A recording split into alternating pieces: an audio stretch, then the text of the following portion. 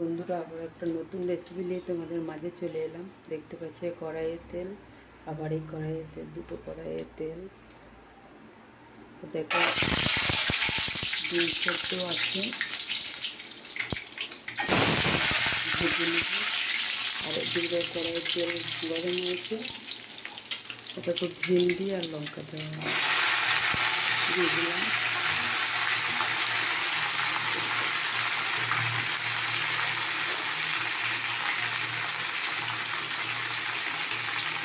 দিলাম পরিমাণে, আর এখানে একটু হলুদ দিতে হবে।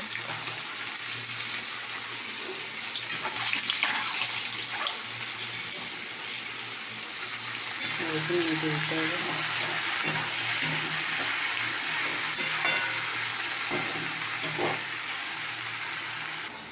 বন্ধুরা। এখানে দেখো ডিম ভাজা হয়ে গেছে। এখানে গরম তেজপাতা আর দারচিনি দেওয়া আছে, আর এখানে দেখো আদা রসুন ভাজা আছে, এটাকে আমি দিয়ে দিলাম। এখানে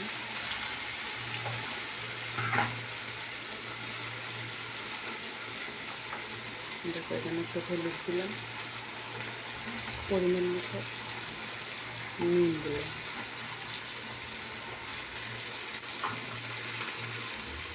এটাকে এখানে জিরে গুঁড়ো দিলাম,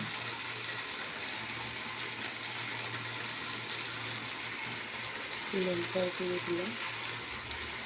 এবার একটু জল দেবো, তারপরে জল দিতে হলো মশলাটা করবো।